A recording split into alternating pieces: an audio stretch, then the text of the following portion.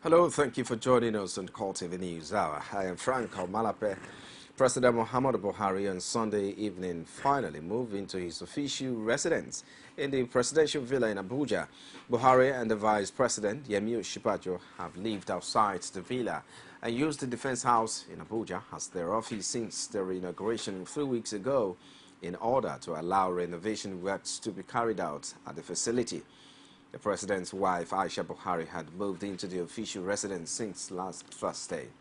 Buhari, who returned to Abuja from Katsina State on Saturday, began the movement of his properties to the seat of power on Sunday evening.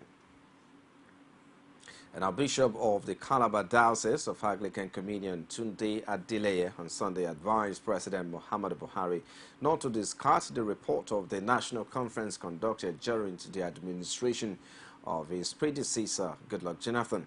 This came just as the bishop called on Nigerians to pray for President Muhammadu Buhari in order to defeat the Boko Haram insurgency. Adeleye said he is in Calabar during a news conference on the state of the nation. He advised the Buhari administration to look into the report of the last national conference and implement the areas that are beneficial to the masses. According to him, the conference was the only time that Nigerians truly came together to discuss about the affairs of the country. He commended the president for his efforts in drawing international support for the fight against Boko Haram, adding that Nigeria could not do it alone. The cleric described the resurgence of the sex activities in parts of the country as a big problem for the new administration. He, however, said that Buhari had started well by seeking more collaborative efforts from the international community to tackle the menace head-on. The action group Caucus of the All Progressive Congress has warned members ganging up to fight the national leader of the party, Bola Tinubu, after benefiting from his support, that they will live to regret it. The AG says the June 9 National Assembly executive elections had pointed to the fact that there was a coup against Tinubu, President Muhammadu Buhari, and all that the change was meant to herald for Nigeria by those who bled the economy to a present state. In a release signed on Sunday by a spokesperson, Segun Dipe, the group observed that some elements believed that they could maintain their popularity only by denigrating Tinubu and telling lies against him. According to APC, the action group Tinubu has been there for a while. He is a long-distance runner and will surely survive their intrigues. Nigerians who agitated for the change and made great sacrifice to get it will for sure be the losers for it. End of quote. The group stated that the history of Nigeria was repleted with such an act of betrayal and its attendant repercussions. And now, the recent development in the national political arena with the emergence of leadership in the National Assembly and state houses of assembly of joint leadership between two political parties has been described as a healthy development for the nation's political maturity. This thumbs up was given by the former speakers of the Plateau State House of Assembly in a chat with Plateau State correspondent. Details. With the Plateau State House of Assembly following the trend set by the Senate in the emergence of its leadership with the Speaker, Peter Hazy, and his Deputy Yusuf Gadi from the All Progressive Congress and the People's Democratic Party respectively, commendation has come for the legislatures in the move. For John Clark the Bulwan, a former Speaker of the Plateau State House of Assembly, this shows that the nation's politics is fast maturing and partisan inclinations are no longer important for the welfare of the people. I think in a very straight word, I will just say that this is serious growth in democracy, because if it has to do with democracy, it has to do with the nation or the state, not party and also not individual. So this is a clear indication that our democracy is speedily maturing. For this former speaker, it's Fanus Mwansa, his role in midwifing the emergence of the new State House of Assembly leadership with the emergence of Speaker and Deputy Speaker from different parties is one it did to ensure the continued cohesion and development of the state. This is a new government coming in place, and we feel that we owe it a responsibility to start on a very smooth and clean note by agreeing with ourselves. We are going to be working as a house for the next 4 years. So the starting point is also very important. It will lead us into the future. So I think what I did was in the best interest of the House, the system, and of course the government generally. Though many have commended the emergence of the joint leadership by the Senate and some state houses of assembly, others have also called for caution. But for these, former Speaker John Clark Bowen, party leaders and all Nigerians should accept this new arrangement to ensure a truly independent legislature. Well, if there's opposition to this kind of arrangement, I think maybe it's maybe an issue of maybe interest, or it was not properly done as expected. But I think the hollow chamber is a hollow chamber that people exercise their right. But to the best of my belief, party has a principal role, of course. For the former speakers, this trend may be good as former members of the legislative arm of government, but time will tell indeed if it's a good development for the nation's democracy. Kano State Governor Umaru Ganduje has constituted the State Executive Council with the swearing-in of 30 new commissioners at a well-attended ceremony in Kano. Ganduje urged the newly sworn-in members of the State Executive Council to be diligent in their duties and serve the people well. He added that the state government is cutting down on the salaries of political office holders by 50%.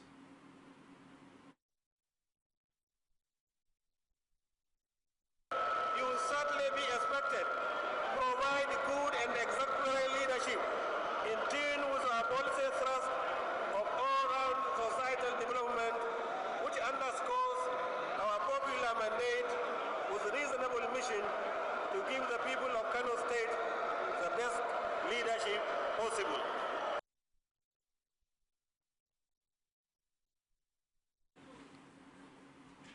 Now, Jigawa State Governor Muhammadu Badaru says his administration has concluded plans to empower 8,610 across the state. Badaru made this disclosure while briefing media men in Duse, the state capital. He says between 25 and 30 widows to be selected from one age of 287 words in the state will be given 2 she-goats and 1 he-goat to rear. The governor says the initiative will assist the women in taking care of their children. You're still watching the CoreTV News. I will take a break now. I'll be back shortly with more stories. Join us again. Every day, every hour, and every minute, news break in Nigeria. Things happen so fast, it's most times difficult to track and comprehend them. But that's what we do right here on Digi 360. 2015, would you want to come back again? It's like asking Jesus Christ if he knew he was going to die, will you want to come back as the savior of the world again? We do not just help you track the stories, we break them down, explore all the angles, analyze the issues so that you can fully comprehend the stories and use them to make the right decisions.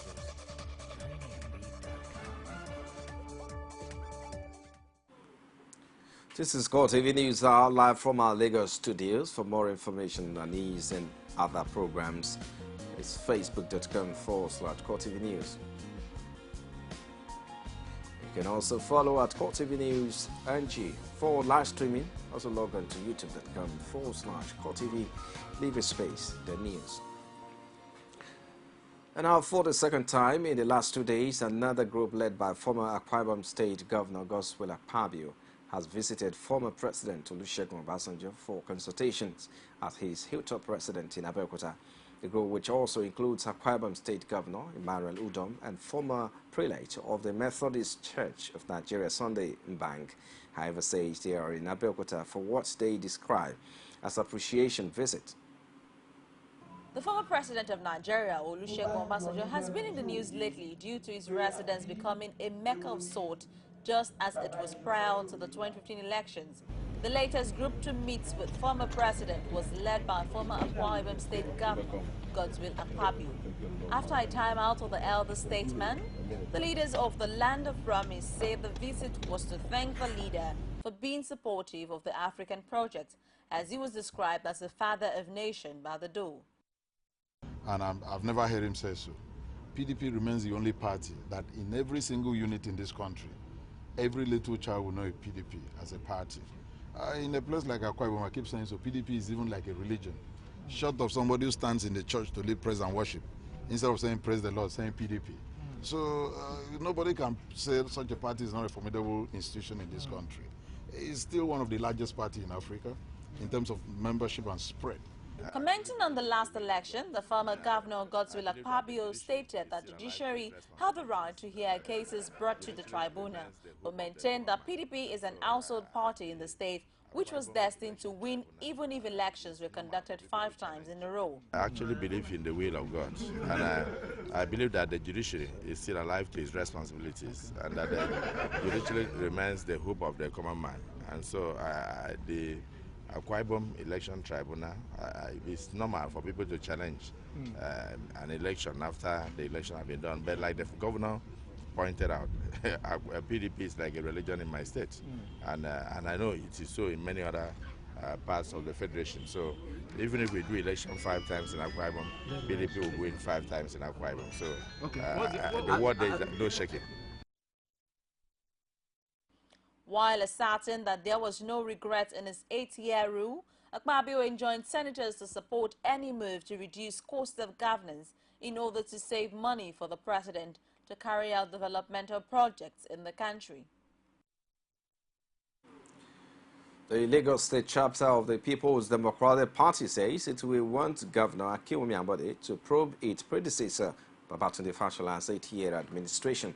The PDP also expressed its displeasure over what it described as a slow start of the new government, saying it wants Ambode to hit the ground running.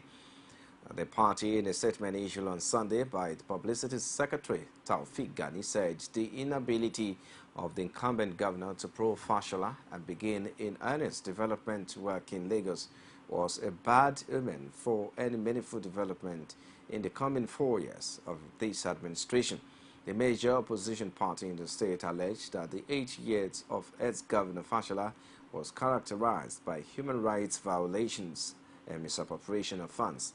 The opposition party stated that Ambode should find out how the sum of 68 billion naira was spent by Fashola's government. Now, the People's Democratic Party has advised Osun State Governor Rauf Aregbesola to suspend his plans to create additional 39 local council development areas in addition to the existing 30 local government areas in the state.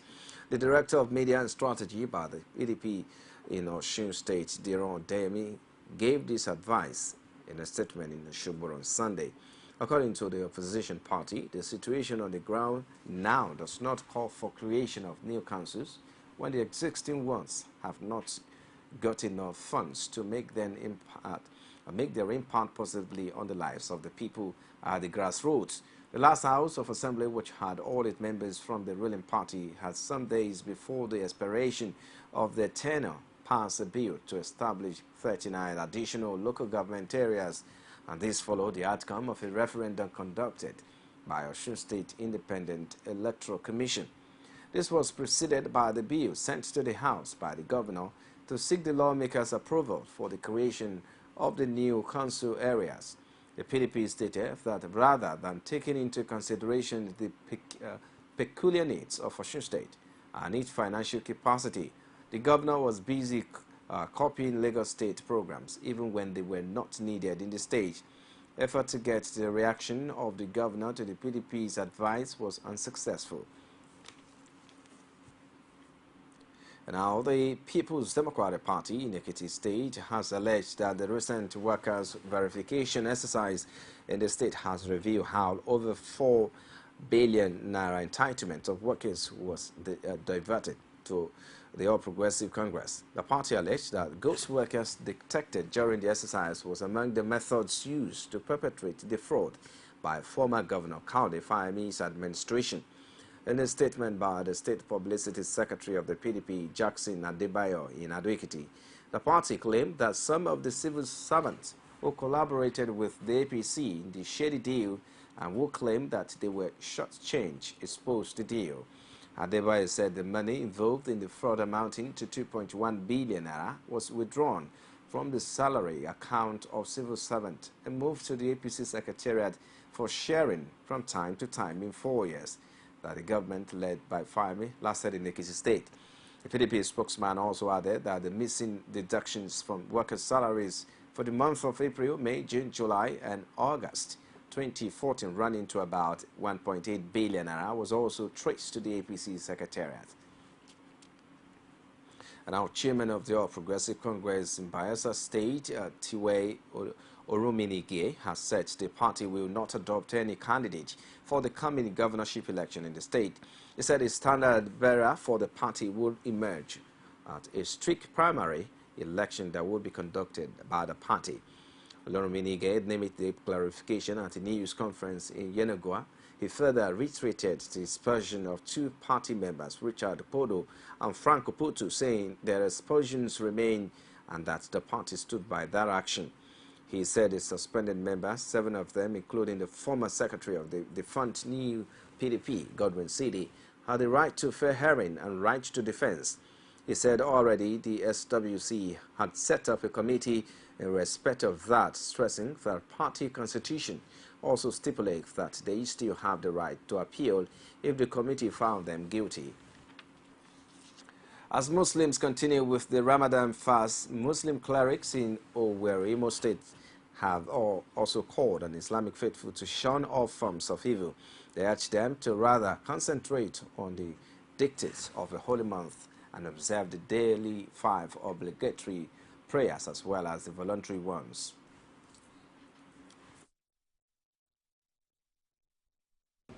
Fasting is expected to do away from the don'ts, the prohibitions of Allah subhanahu wa ta'ala. Ordinarily, a Muslim should be a conscious one who will do away with what Allah subhanahu wa ta'ala has prohibited and try as much as possible to fulfill what He has commanded us to do. So, but most especially in this holy month, we are encouraged or urged more to be more of God's consciousness due to the virtue of this holy month.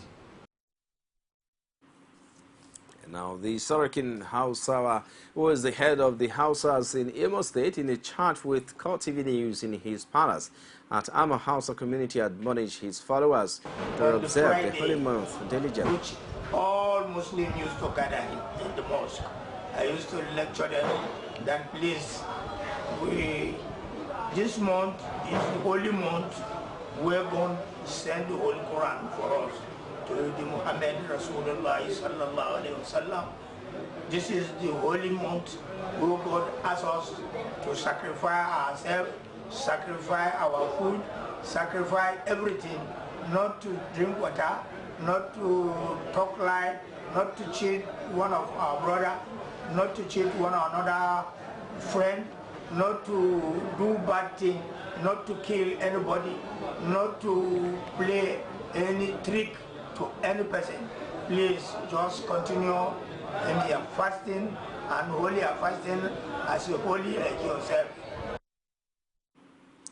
He also called on Muslims across the country to take advantage of the holy month and pray to God for the development of Nigeria.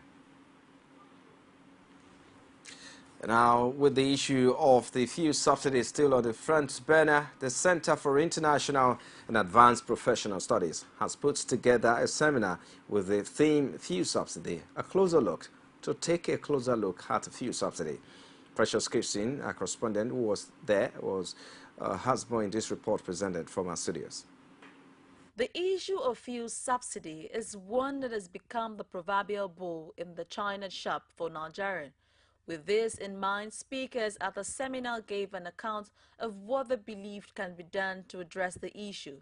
First to speak at the event was Henry Boyo, an economist who made an analysis of the current state of affairs and what can be done to ensure that the nation overcome its perennial fuel crisis. If you believe that Dangote's refinery would add more, maybe it would make supply very accessible, but in terms of price, things may not really change. Also speaking at the event, Tosin Adeyanju, whose speech was aimed at finding out if the people really have access to the subsidy, disclosed that it is only thing Nigerians get from the federal government. He added that its removal will only exacerbate the already gloomy economy outlook of the nation. Director of the Center for International and Advanced Professional Studies, Anthony Keeler, in his contribution, says subsidy should remain until there is a compelling reason for its removal. For me, I'm an advocate of subsidy should stay because I believe that's the only thing Nigerians enjoy. In terms of social services, it's difficult for us to see what the government really offers us. My stand is that they should leave it until they show us that they have a moral authority to take it. Because if the people saying I'm going to remove fuel subsidy and do something else with it, our people will see as people who are going to use it for their own private interest, then they should leave it, because that's the only thing people have. But if the government can make a case to say, look, this fuel subsidy is unaffordable, and this is what we're going to do with the money, and this is what we're going to do with those people who have stolen the money before, then I'll be with them. But for Mobolaji Aluko, subsidies should be on commodities that have a direct impact on the lives of the masses. Somewhere along the other, they have decided to put a subsidy somewhere in which everybody enjoys that subsidy, whether it's in education. When you say education is free, you are subsidizing it somehow. Food is cheap. Somehow it is being subsidized. Fuel is something, it is being subsidized. So let's first get away from whether there should be subsidy or no subsidy. The question is, on what should we have the subsidy and how should it be managed? These participant, Barbara Udu, told CoreTV News that the controversy over fuel subsidy seemed fishy to her. My take is that I have noticed there's a ghost thing about it.